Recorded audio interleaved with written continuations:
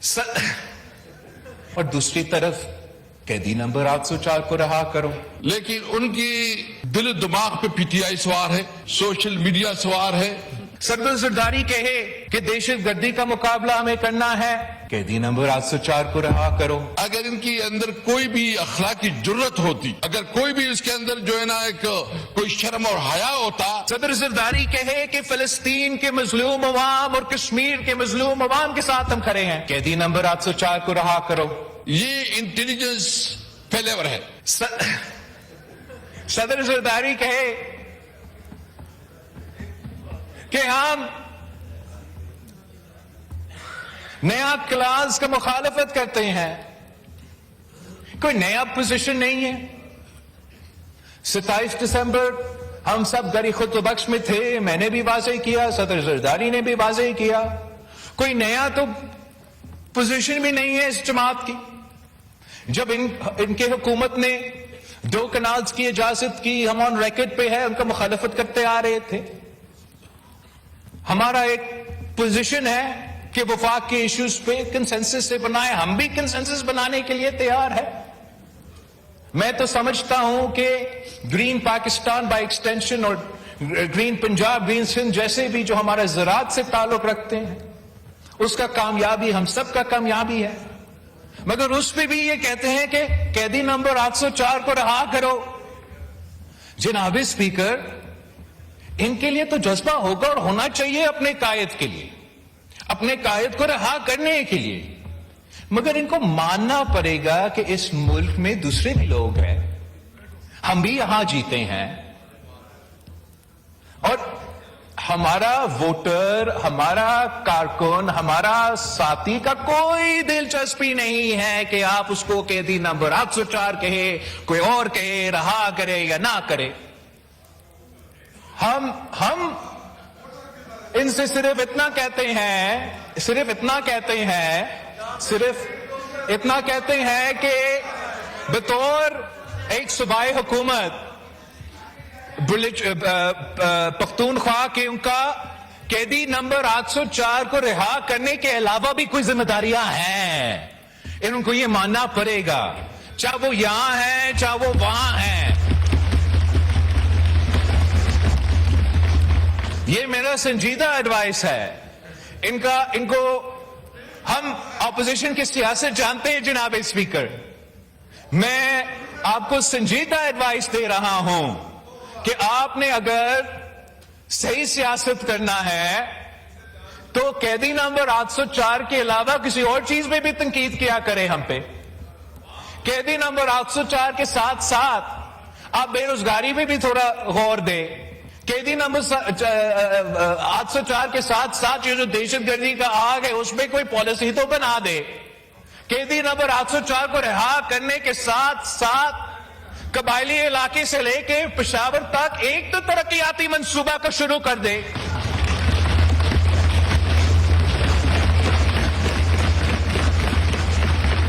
ہم سمجھتے ہیں جناب اسپیکر کہ اس ہاؤس میں, اسی پارلیمنٹ میں, انہی لوگوں میں اور ان میں وہ اہلیت ہے, وہ صلاحیت ہے کہ ہم مل کے ان تمام مسائل کے اور سب سے بڑھ کے دہشت گردی کا مسئلہ کا مقابلہ کر سکتے ہیں. اپنا سیاست رہے گا, ہم اپنا سیاست کرتے رہیں, مگر ایسے قومی ایشوز پہ ہم سب کو, چاہے وہ میرے جماعت کا سیاست ہو, تو ان کو ایک طرف رکھ کے ایک اتحاد حاصل کرنے کی کوشش کرنا چاہیے تاکہ ہم مل کے پاکستان کے مسائل کا مقابلہ کریں اور مل کے جو بین الاقوامی سازشیں ہیں ان کا بھی مل کے ہم مقابلہ کریں. آپ سب کا بہت شکریہ.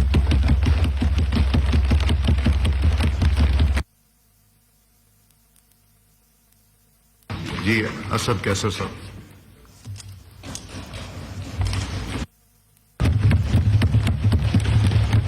بسم اللہ الرحمن الرحیم. شکریہ جناب اسپیکر. آج اچھا ہوا کہ کم از کم جو بلوچستان کی اس وقت ایک برننگ ایشو ہے اور جو جہاں پر ایکسپریس کا جو واقعہ ہوا ہے، سب سے پہلے تو ہم اس کی بھرپور مذمت کرتے ہیں، اور ہماری جو شہداء ہیں وہ سویلین ہیں، وہ ہمارے فورسز کے جوان ہیں، ان کے ساتھ دلی ہمدردی کا اظہار کرتے ہیں، اور یہ سمجھتے ہیں کہ اتنی بڑے سانحے پہ یہاں ایک دن نہیں، کم از کم تمام پارلیمنٹیرین کو یہ موقع ملنا چاہیے کہ اس کے اوپر بات کریں، تاکہ اس مسئلے کی تہ تک پہنچا جا سکے۔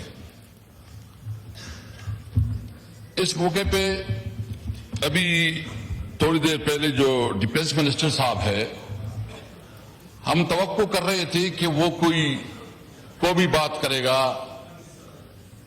وہ اس ایشو پہ اپنا جو موقف ہے وہ بتائے گا، یا جو واقعات ہے اس کی ڈیٹیل بتائے گا اور پارلیمنٹ کو اعتماد ملے گا۔ لیکن ان کی دل و دماغ پہ پی ٹی آئی سوار ہے، سوشل میڈیا سوار ہے۔ چاہیے تو یہ تھا کہ آپ آج ایک ماحول بناتے، آپ بات کرتے ایک نیشنل کنسنسس کی، لیکن اس کی بجائے خواجہ صاحب جو ہے نا میں آپ کی تقریر آپ سنا دیں، اس پہ کتنی دفعہ انہوں نے بلوچستان کا ذکر کیا اور اس پہ افسوس کا اظہار کیا ہے، اس کو سب کچھ جو ہے نا وہ پی ٹی آئی کے اوپر جو وہ الزام تراشی کرنے پہ تلا ہوا ہے۔ اگر ان کی اندر کوئی بھی اخلاقی جرت ہوتی، اگر کوئی بھی اس کے اندر جو ہے نا ایک کوئی شرم اور حیا ہوتا، آج وہ یہ کہتا کہ میں ریزائن کرتا ہوں، اور میں جو کم از کم یہ بدترین سیکیورٹی فیلیور ہے، یہ انٹیلیجنس فیلیور ہے۔ دیکھیں ہم سب پاکستانی ہیں، ہم کسی طور پر اس قسم کے واقعات کی ہر لحاظ سے مذمت کرتے ہیں، اور سمجھتے ہیں کہ سب سے پہلے ضرورت اس بات کی ہے کہ اس کی پالیسی کو جو ہے ریویزٹ کیا جائے۔ آپ نے سب سے پہلے دیکھنا ہے کہ آپ کی اس وقت جو ملک میں دہشت گردی کا، جو ملک میں اس وقت جو خاص کر ہم امن و امان کی صورتحال ہے، اس کی بنیاد کیا ہے؟ جب ملک میں قانون نہ ہو، جب ملک میں آئین نہ ہو، جب کسی اداروں کا احترام اور رسپیکٹ نہ ہو، جب پارلیمنٹ جو ہے نا صرف ایک برائے نام پارلیمنٹ بن جائے، اور وہ پارلیمنٹ جناب چیئرمین، وہ پارلیمنٹ ہم سمجھتے ہیں کہ اس وقت اگر بلوچستان اسمبلی میں یا نیشنل اسمبلی میں جو نمائندگی ہے وہ عوام کی نمائندے نہیں ہے، وہ فارم 47 کے نمائندے، وہ عوام کے نمائندے نہیں ہے۔ جب آپ اپنے اصلی نمائندگان کو آپ ان کو جیلوں میں ڈالیں، آپ اس کو پارلیمنٹ سے باہر رکھیں، اور ان لوگوں کو پارلیمنٹ میں رکھیں جس کا عوام کے ساتھ کوئی تعلق نہیں، تو یہ بتاؤ وہ ملک کو کیسے چلائے گی؟ وہاں پالیسیاں کیا پالیسی ہوں گی؟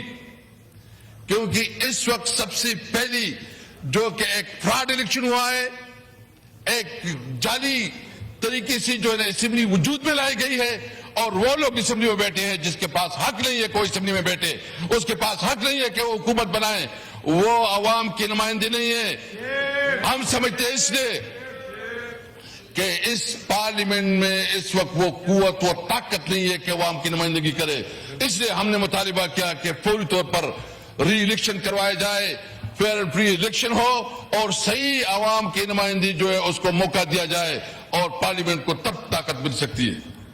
آپ دیکھیں کہ بلوچستان کی ایشوز کیا ہیں، آپ نے کبھی ادھر جو ہے نا اگر آپ اس کو اپنی نمائندگی نہیں دیتی، آپ اس کے حقوق نہیں دیتی، آپ اختر مینگل جیسے ایک پاکستان اور آئین کے اوپر یقین رکھنے والے کے اوپر ان کی پوری پارٹی کے اوپر پرچے کرے، 1700 لوگوں کے اوپر پرچہ ہوا، لوگوں کو گرفتار کیا گیا۔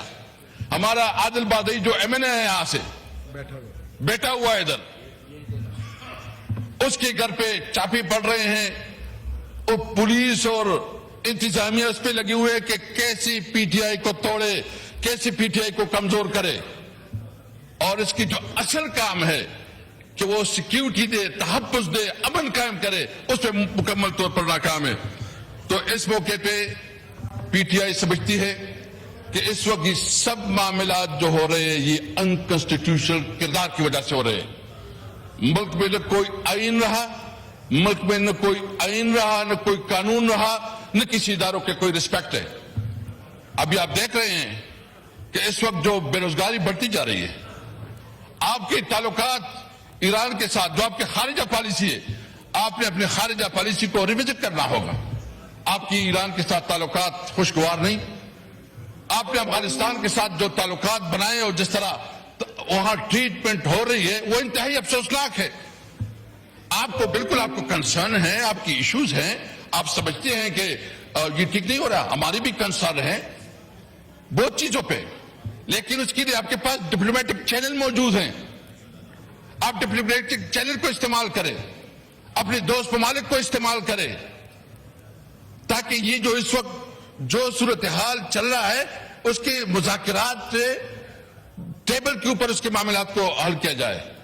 نہ کہ آپ نے جو ہے نا پہلی دفعہ یہ ہوا کہ اس وقت جو بارڈر پہ افغانستان کے بارڈر پہ اور خاص کر ترکمن علاقوں پہ لڑائی چل رہی ہے, اور وہاں کے جو بزنس مین ہے, جو ہمارے علاقے کا بزنس ہے, کاروبار ہے, پشاور کا تصالح زیادہ سے زیادہ دارومدار جو ہے نا وہ افغانستان کے اوپر ہے, ادھر سے زیادہ ہمارا کاروبار ہوتا ہے.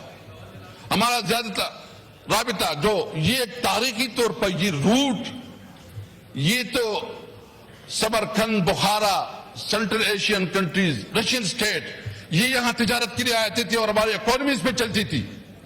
ہم نے اپنے دور میں یہ کوشش کی کہ پاک افغان ٹرانزٹ ٹریڈ کے اندر ایک شکل اضافہ کیا, جس میں ہم نے یہ طے کیا کہ ہمارے ٹرانسپورٹ جو ہے نا وہ سینٹرل ایشیا تک جائے گا اور رشین سٹیٹ تک جائے گی. اور اس وقت آپ دیکھیں کہ ہمارے ایکسپورٹ کتنے بڑے, اس وقت ہمارے ایکسپورٹ تقریباً 1.7 بلین تک پہنچے. اس وقت ہماری جو ایران کے ساتھ تقریباً $1 بلین اور رشین سٹیٹ اور سینٹرل ایشیا کے ساتھ یہ مل ملا کے تقریباً $5 بلین بنتے ہیں. آج وہ کاروبار بند ہے. اس کے مسائل کیا آ رہے ہیں؟ بے روزگاری بڑھ رہی ہے, مایوسی بڑھ رہی ہے, نوجوانوں میں ناامیدی بڑھ رہی ہے. آپ اب اگر ان علاقے کے لوگوں کے روزگار بھی چھینے اور پھر آپ یہ کہیں کہ بھائی روٹ کازز یہ ہیں کہ آپ کے جو بارڈرز ہیں اس کا احترام کرے اور جو معاملات ہیں وہ مذاکرات پہ حل کرے. جناب چیئرمین, اس وقت سب سے بڑا مسئلہ وہ سیکیورٹی, خاص کر جو ہے نا یہ دو صوبوں میں اور بلوچستان جو ہمارا فاٹا ایریا جو مرج ایریا ہے, اور اس پارلیمنٹ بھی کمٹمنٹ کی تھی اور 18 امینڈمنٹ کے بعد جو کہ ایک ایگریمنٹ ہوا تھا فاٹا کے ساتھ کہ 1000 بلین روپیز جو وہاں کے ڈیولپمنٹ پہ لگائے جائیں گے.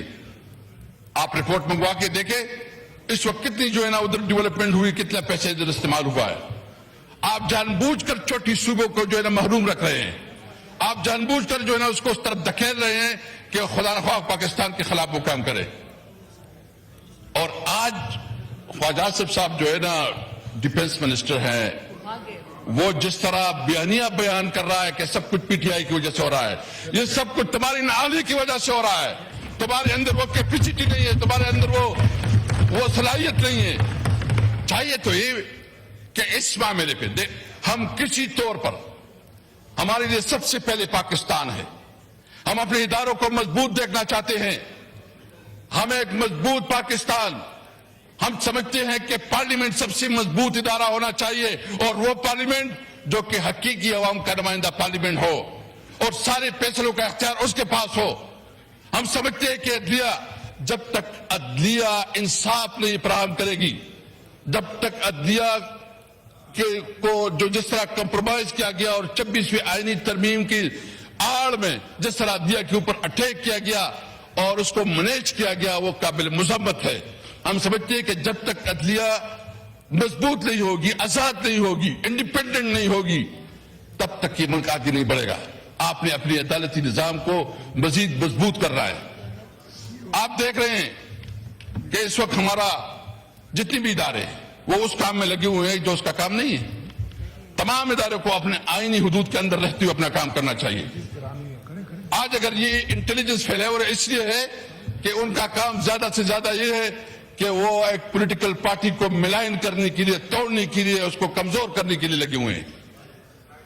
ہم سمجھتے ہیں کہ اس وقت ضرورت اس بات کی ہے, حکومت کی ذمہ داری تھی کہ وہ آج بتاتے, آج وہ ایک روڈ میپ دیتے, وہ بتاتے کہ ہم اس سچویشن سے کیسے نکلیں گے. بلاول صاحب نے بات کی. میں گزشتہ دنوں آپ کے شہر کراچی گیا تھا اور پھر حیدرآباد کا بھی وزٹ کیا, لیکن بہت افسوس ہوا وہ کراچی جو روشنیوں کا شہر ہے, جس کی ٹوٹی پھوٹی سڑکیں, جتنا بدحال ٹرانسپورٹ کا نظام, جتنا میں نے ادھر دیکھا مجھے بہت افسوس ہوا. اور میرے خیال میں پیپل پارٹی وہاں سے گزشتہ 15-20 سال سے حکومت میں, 15-20 سال سے حکومت میں. میں حیدرآباد گیا, ادھر بھی کوئی میں نے دودھ کی نہریں بہتی ہوئی نہیں دیکھی. جو سندھ میں گیا, سندھ میں ایسا حال ہے کہ شاید یہاں تک کوئی حکومت ہی نہیں ہے, وہاں کوئی پرسان حال نہیں ہے. بلاول صاحب کو ہماری بات بھی سننی چاہیے تھی کہ جو آپ کا علاقہ ہے اس کی حالت یہ ہے کہ وہاں جو سندھ اور خاص کر کراچی, باقی تو چھوڑو, کراچی کا جو حال ہے, یعنی کراچی کی روڈیں, کراچی کا پورا انفراسٹرکچر تباہ برباد.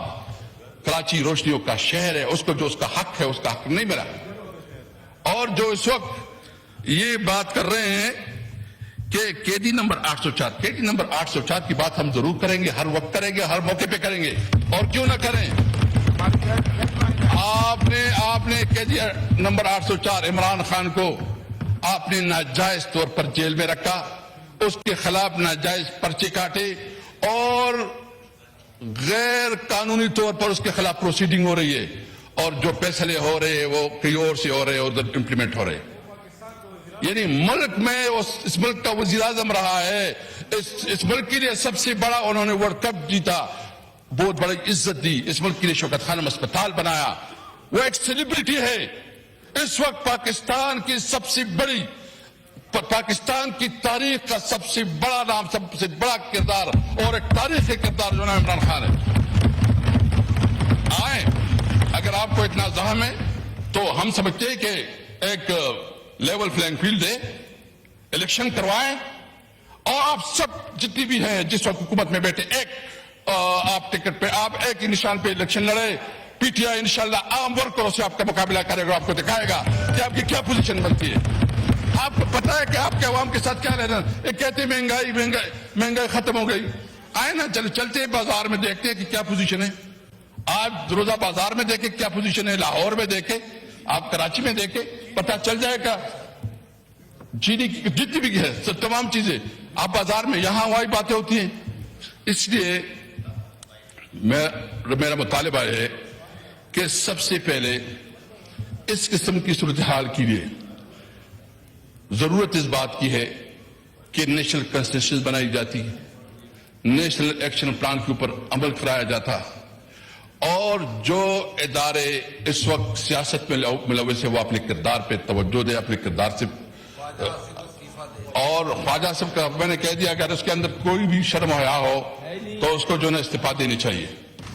اور چلا گیا, اور اس کی ساری تقریر وہ بوجھ اور خسد کی بنیاد پہ وہ ساری تقریر کر رہا تھا. میں ایک اور پوائنٹ کی طرف جو ہے نا جناب چیئرمین توجہ دلانا چاہتا ہوں. اس وقت جو ہے نا ایک اور بھی فیصلہ ہوا ہے کہ جو افغان مہاجرین ہیں ان کے خلاف جو ہے نا ایک کریک ڈاؤن یا اس کو نکالنے کا ایک عمل شروع کیا جا رہا ہے. ہم سمجھتے ہیں کہ جتنی بھی انلیگل امیگرینٹس ہیں وہ جس بھی ملک سے تعلق رکھتے ہیں, بے شک ان کے خلاف جو ہے نا جو قانون کے مطابق عمل ہونا چاہیے ہونا چاہیے. لیکن یہ مسلسل اس طرح ایک کمپین شروع ہو جاتی ہے اور پولیس والوں کے جو ہے نا وارے نیارے ہو جاتے ہیں. یہاں بیچارے جو ہے نا وہاں ایک جنگ زدہ ملک ہے, ایک طرف آپ اس طرح کی حرکتوں سے آپ وہاں ایک مستقل دشمن بنا رہے ہیں. آپ بے شک جو بھی قانون کے اندر ہے, جو بھی رولز کے مطابق آپ کریں, لیکن اگر کوئی اس قسم کا کمپین بنایا جاتا ہے کہ جو انٹرنیشنل قانون کی خلاف ورزی ہو, پاکستان کی قانون کی خلاف ورزی ہو, تو ہم اس کی بھرپور طریقے سے جو मजम्मत करेंगे और हम समझते हैं कि इस मामले में तमाम स्टेक होल्डर को और खासकर जो बलूचिस्तान और KPK की जो हुकूमत है इनको ऑन बोर्ड रखा जाए।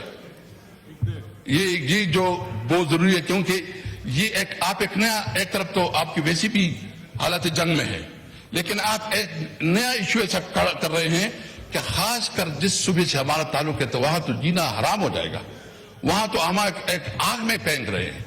आप अगर कोई अनलॉफुल काम करेंगे, इलीगल काम करेंगे, तो फिर तो इसके असरात हम ही भुगतेंगे। हम एक मजबूत पाकिस्तान देखना चाहते हैं, हम पाकिस्तान मजबूत इदारे देखना चाहते हैं। हम समझते हैं कि आइन के अंदर रहते हुए जिस इदारों का जो किरदार है उसको अपना किरदार अदा करना चाहिए, और उसको जो उसका हक है, जो उसकी लिमिटेशन है, वो अपनी लिमिटेशन के अंदर रहते हुए अपना किरदार अदा करे। मैं सिर्फ इतना कहूंगा आखिर में कि जो हमारे खारिजा पॉलिसी, खासकर जो बॉर्डर्स के साथ हमारे ताल्लुकात है, जरूरत इस बात की है कि इसको रिविजिट किया जाए, और उसमें लाहौर तो माशाल्लाह हमने देखा है और लाहौर की भी हालत हमने देखी है, वो भी हमें मालूम है। वो हमारी हुकूमत में बेहतर बन गया था। No cross talk, please.